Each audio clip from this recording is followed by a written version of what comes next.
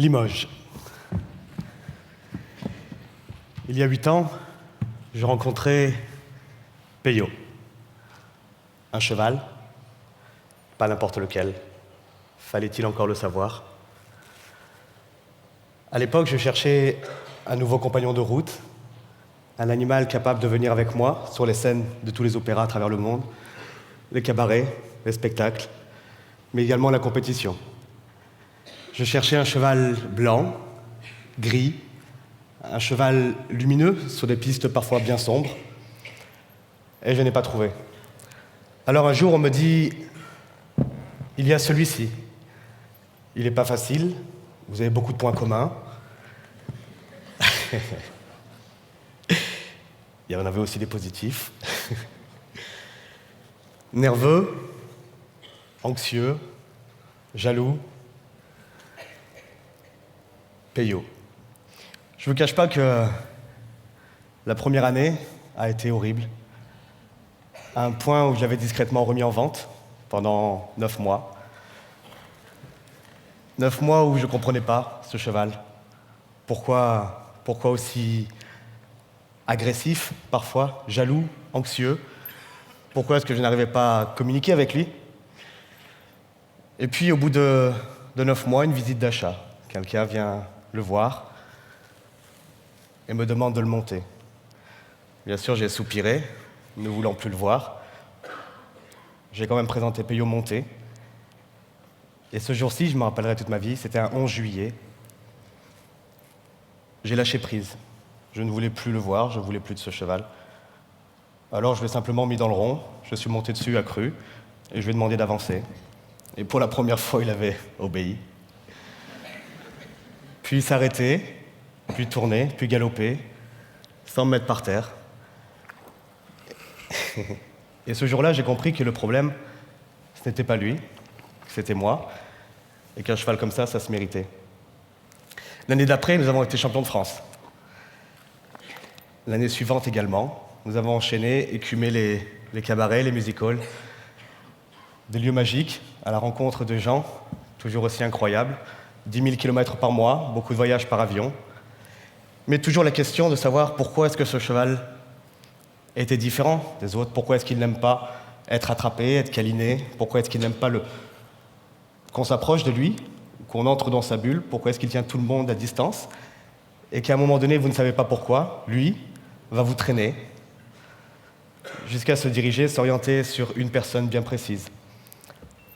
À force, on s'aperçoit et on comprend que c'est toujours le même type de personne, le même profil, clairement affaibli moralement, physiquement, psychologiquement. Et puis des exemples. Je me souviens une fois, à la fin d'un gala,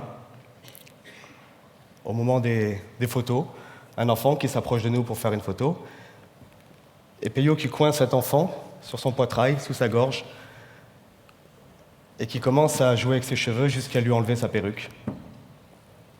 S'en est suivi encore d'autres cas. Et puis, n'étant ni médecin, ni vétérinaire, je me suis dit peut-être qu'il était temps de partager l'expérience.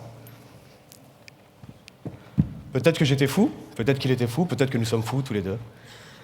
Mais ça valait quand même le coup de se rapprocher de neurologues, psychologues, psychiatres, avant de dire « mon animal est spécial, mon animal comprend, mon animal… » comme nous pouvons tous le faire avec nos animaux. Mais ici, c'était clairement différent.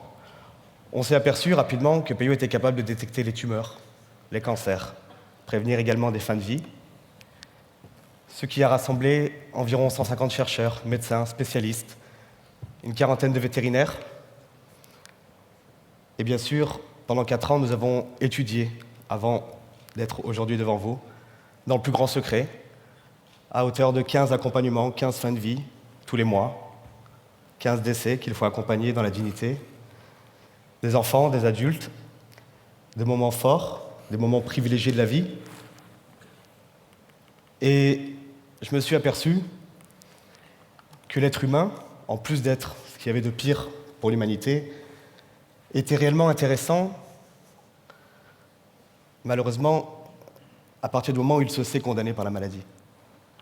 C'est dur à dire, mais on ne triche plus face à la mort. C'est le seul moment de la vie également où nous sommes tous égaux. La mort, c'est une fatalité.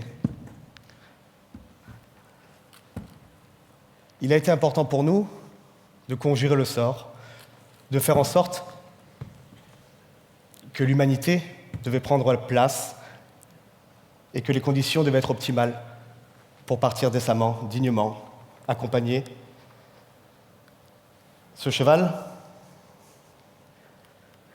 incroyable, qui passionne aujourd'hui le corps scientifique, fédère toujours plus. Bien sûr, on ne prend pas un cheval et on ne met pas du jour au lendemain un cheval dans un hôpital. Et puis, un animal n'a rien à faire dans un établissement de santé. Ici, c'est son choix. Alors il est lâché, après avoir suivi un protocole sanitaire. Il est tondu, déparasité, non pas parce qu'il est cheval, mais parce que le danger des deux, à l'hôpital, c'est l'homme. Le cheval ne transmet rien à l'homme. Alors, après avoir suivi un protocole sanitaire, il est lâché dans les couloirs, et nous avons isolé 5 angles de recherche. La gériatrie, la pédiatrie, la psychiatrie, les soins palliatifs et Alzheimer.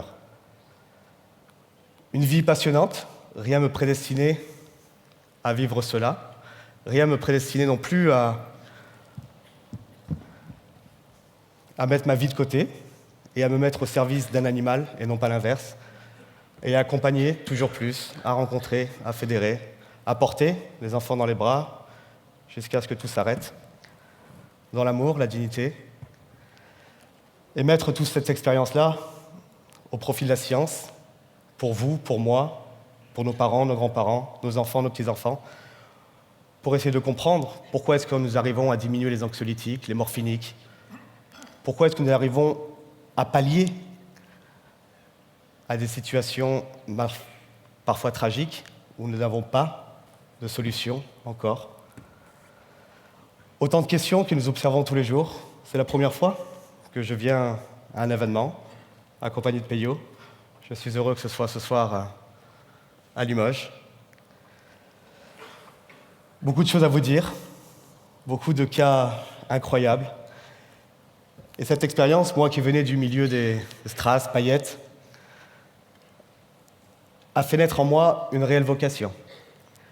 Rien ne me prédestinait à l'époque, il y a 5 ans, j'avais donc 25 ans, à être confronté à la mort tous les jours, à porter, à soutenir. Mais finalement, c'était ça aussi ma place. Aujourd'hui, j'ai une vie incroyable. Bien sûr, c'est lui et moi. On avance pour l'humanité, pour la dignité humaine. Une expérience incroyable. Bien sûr, peut-être que nous retrouverons un nouveau Peyo, peut-être pas, mais au moins nous l'avons vécu. Des projets plein la tête. La création d'un centre de dignité humaine, pour la première fois, créer une structure à mi-chemin entre les soins palliatifs et la maison, pour que les gens puissent partir dignement, accompagnés, prendre en charge. Et vivre parce que les 15 derniers jours de la vie, contrairement à ce qu'on peut croire, sont des jours où la joie a encore sa place et où les gens ont besoin de vivre. Merci à tous.